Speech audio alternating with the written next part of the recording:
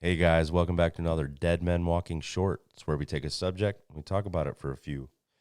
This one today is going to be called According to His Purpose. And I'm going to read one verse from Romans 8, starting in verse 28 and ending in verse 28, Greg. So one verse.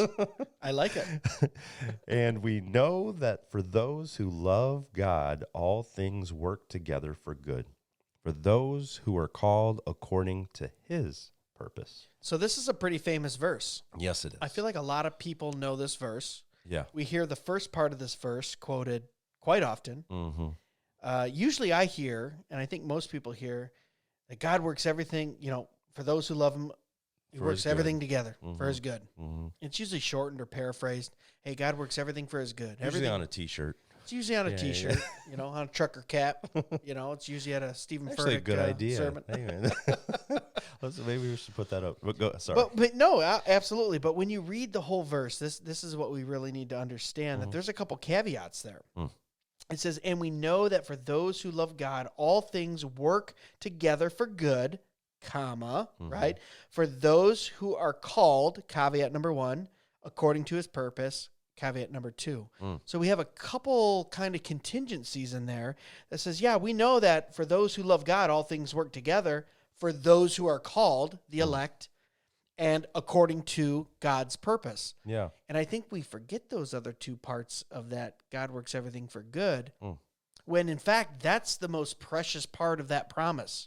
Yeah. Like, I don't know about you, Jason, and I know we've talked about this, offline and just in our time when we're, fellowshipping Yeah, together. yeah. But sometimes when you got to make that trip around the mountain, the trip around the mountain is the most important part of God's purpose. Yeah. Hey, God, I want you to do something, and I need it done this way because it looks like this is the best way for me. Right. And then you take this zigzaggy, fork in the road, crazy way. The Moses way. The Moses way. Exactly, right? Yeah, exactly.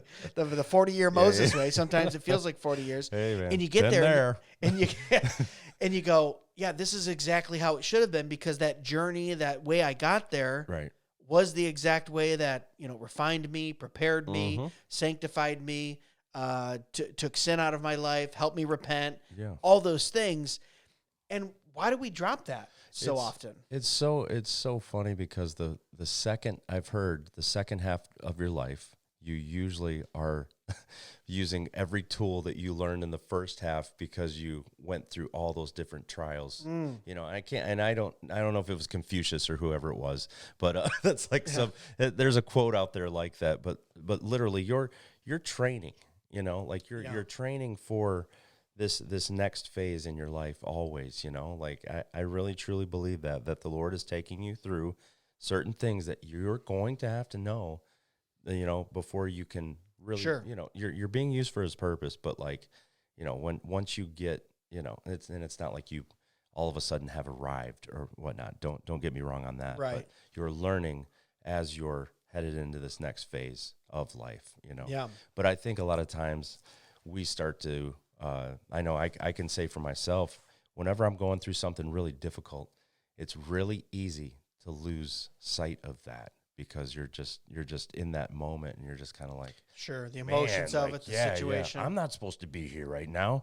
You said, a mountain. It's like I'm supposed to be on the top of this mountain. Right. That's what Not Furtick told me. circling it. Yeah.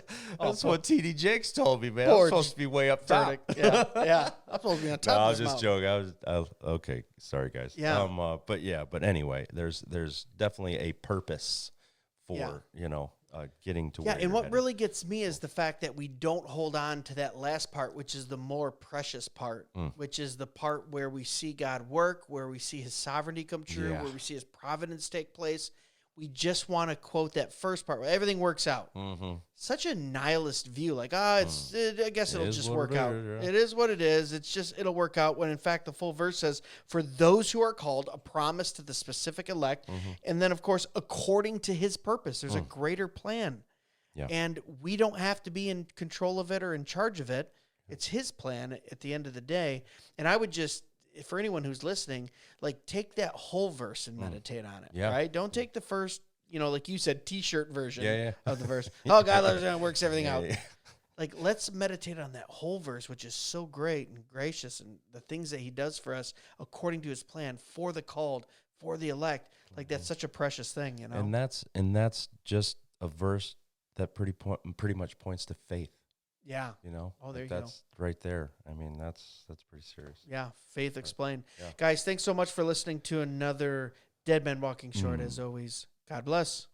Be sure to follow us on Facebook and Instagram at Dead Men Walking Podcast for full video podcast episodes and clips, or email us at deadmenwalkingpodcast@gmail.com.